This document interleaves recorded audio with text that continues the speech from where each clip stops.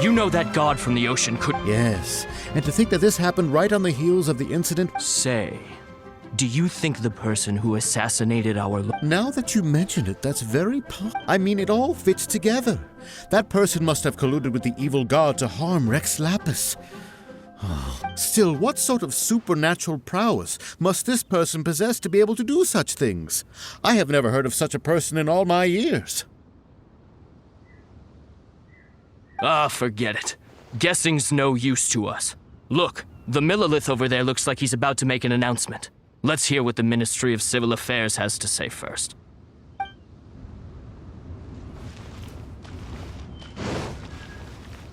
Oh, well, since we're going through with this rite of parting, I guess it means that those rumors hit the nail on the head. So Rex Lapis is really... But they didn't catch the culprit, did they? Oh, come on. Do you think that the assassin could have been a normal person? You know what I think. I don't think any of the gossip on the streets you hear from those shady types. There's only one real possibility in my mind. I've heard that the assassin was that Fatui fellow. Youngish, pretty high in rank. I think they called him Child. The Fatui? They certainly are very suspicious. Who knows what those greedy, crooked folk... Shh! Lower your voice. If the Fatui catch you in their sights, Rex Lapis won't be around to protect you this time.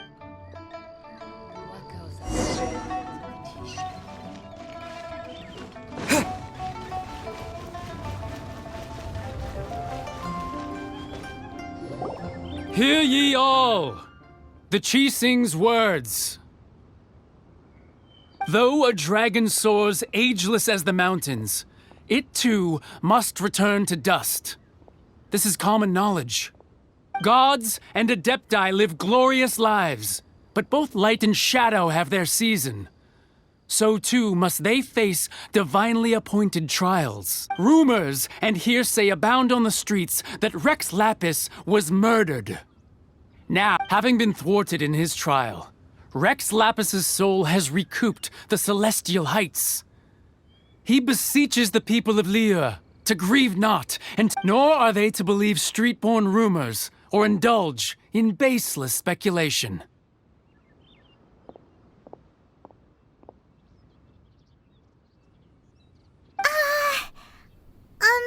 Paimon needs a translation on what the Qixing's announcement said. So that's how they're spin. Something feels off. Why would they suddenly give up looking for the murderer? Not to mention, how could the Qixing already have known that Rex Lapis wasn't dead?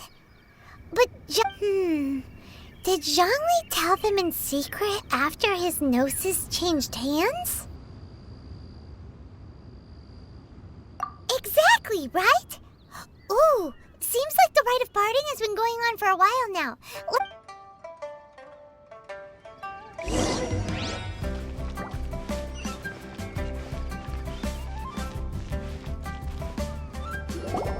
Look, it's Ningguang and Keqing. Are they saying something? Are their speeches over? As said previously, Rex Lapis's soul returning to the heavens is the end of the contract. And it is also the end of an era.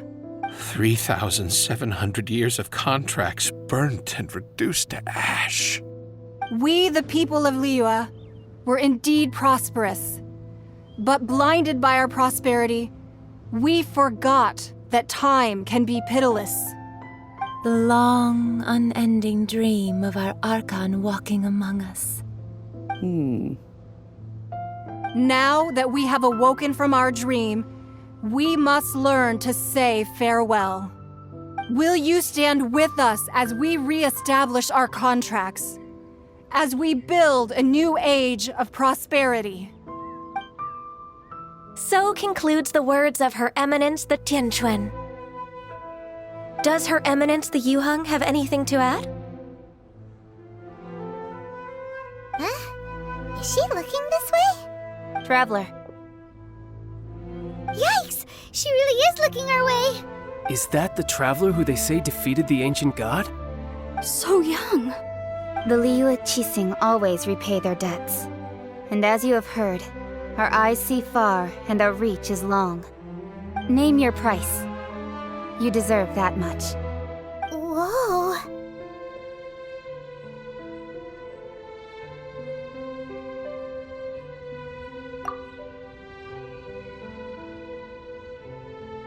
Well, could you help me put up some missing person posters?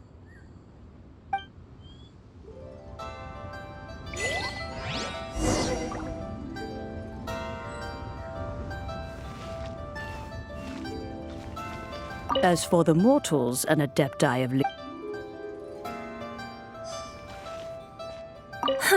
And to think I'd put my best perfume on before coming here, thinking. But it seems as if those perfumes really were meant to be offered to Rex Lapis. Well, that's fine. Suffer no rivals in love, they say. And that's 3 gone in 1 stroke. Rex Lapis. Rex Lapis.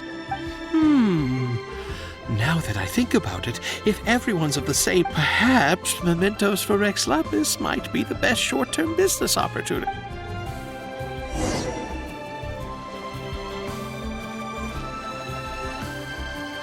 Roping you in was possibly the most masterful move we could have made. I believe. Why, you? Were you just trying to look cool earlier, or are you really that selfless?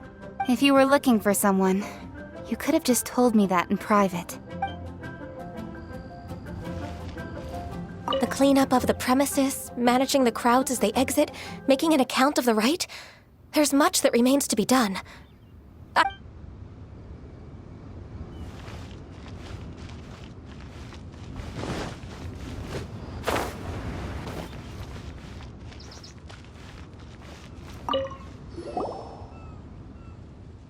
Hey, Zhongli! Look at this.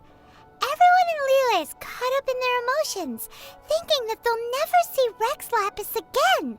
And here you are looking all relaxed. Why would I not feel more at ease after laying down the burden I have borne for 3,700 years? Right. If the two of you can spare the time, I should treat you to a... That sounds like big talk, Zhongli. Paimon might have believed you if you were treating us to some third-round knockout, but you'd have to pay out your nose just to... You're right. I do lack the Mora. As the Rex Lapis Morax, I can easily create Mora. But since I have chosen to walk this earth as the mortal Zhongli, I should abide by the same rules that mortals do. When I was journeying with you, though I still had the Gnosis in hand, I knew that I must soon retire from my role as an Archon. Oh, no wonder! Paimon gets it now. You didn't look at the price tags when... But since you weren't used to not being able to just make more Mora as and when you wanted to, you had to try becoming a parasite to society who lives off of other people's credit. Well, we were only spending Fatui money. You don't have to say it like that. In the City of Commerce, we do not merely exchange money or goods. We also exchange knowledge, memories, and foresight. The Archon Morax could never experience life as the true mortal Zhongli could, no matter how many times he descended to be with his people. I must thank you for that. I will treasure the memories that I made as Zhongli, traveling the streets of Liyue with you. That is true. But there is no journey that does not end. No meetings without partings. Paimon thinks that we should make a move and continue our search for the 7. I fear that continuing your journey may be difficult. The nation that neighbors Liyue by sea. Yes, the nation has been closed by the Electro-Archon Ball. And just as the people of Liyue preferred to call me Rex Lapis, she too goes by another name among locals in Paimon thinks we've heard that one before. Right? That is the case. And since Raiden is also the Shogun of Inazuma, people call her the Raiden Shogun. That said, though people at the wharf were saying that the situation in Inazuma is very tense, Paimon doesn't remember that always being the case. Zhongli, since you're Rex Lapis, shouldn't you know something about what's happening there? Just how did Inazuma become... It's because of visions. Visions? When faced with circumstances beyond their control, humans often bemoan their lack of power. But if a person shows true strength of will at a desperate and fateful moment in their life, this is what visions are. Magical foci bestowed upon those who have been ignored. Uh-huh. That's how people in Tibet? But starting from last year, the Raiden Shogun began promulgating the Vision Hunt Decree. Vision Hunt Decree? Yes. It was an order to seize all visions within Inazuma's borders, and to inlay them upon the hands of the statue of the omnipresent god. They want to seize visions. But why? Aren't visions blessings from the gods? I should think that in the Raiden Shogun's eyes, it is precisely because they are divine blessings. Whoa, that's harsh. The Animo Archon is the god of freedom, and the Geo Archon is the god of contracts. For her part, the Raiden Shogun is the god of eternity. The fact that even I, the oldest of the seven, have now passed away, will only strengthen her resolve to pursue it. Knowing her, she must have again quoted that adage she is most fond of when proclaiming that decree to her people. 7 ideals for 7 gods. And of these, eternity is nearest unto the heavenly principles. All right then. Was there anything else you wish to know? Ah, that was a good one. Failing a divine trial. How they came up with that said, the reason why the Qixing were so eager to resolve the incident and stop pursuing the culprit was indeed because they received news in secret that Rex Lapis was not dead. I hinted as much to the Adepti as well. How did I accomplish that, you ask? Have you ever heard of this particularly convenient Adepti art? All right then. Was there anything else you wished to know? Yeah, about that. Before the Qixing made their announcement, we listened to a lot of people. These are indeed false accusations. But it remains undeniably true that Child did send people to the Jade Chamber to prevent the Adepti and the Qixing from defeating. I've heard that Ningguang is busy milking that for all it's worth on the foreign relations front at the moment, browbeating the envoys of the Fatui. Ha! Those poor Snezhnayan diplomats. If it were not for Child's exalted position as a harbinger, I'm certain that they would have shifted all the blame to him and called for his dismissal by now. All right then. Was there anything else you wished? The time of the Adepti has long passed. If even the Liyue Qixing don't want to face that truth, Kuching is absolutely right in saying. Now, though I did laud Ningguang's desire for power, believing this to be a good thing, and thought as a matter of course that she must have been behind, could the original person who brought up the idea of seizing power have been... All right then. Was there anything else you wish to know? That's right. Zhongli, now that you don't have your gnosis, what's going to happen to all the Mora in Teyvat? Since Morax is dead, are they all just going to disappear? Also, isn't the Golden House the only mint in the entire continent? Will it even continue to work? The Mora present now will not vanish. But the Golden House will indeed have to cease operations for a lengthy period of time, since creating Mora requires the use of the Geo Archon's power. This is terrible! We're all about to run out of Mora! Yes, this is indeed a major issue from a financial standpoint. Well, I suppose we'll just leave such troublesome matters to the Liyue Qixing to... Then, did you at least set some private funds aside for yourself? Oh, a private fund.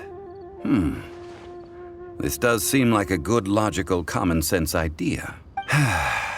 It's a shame. What's a shame?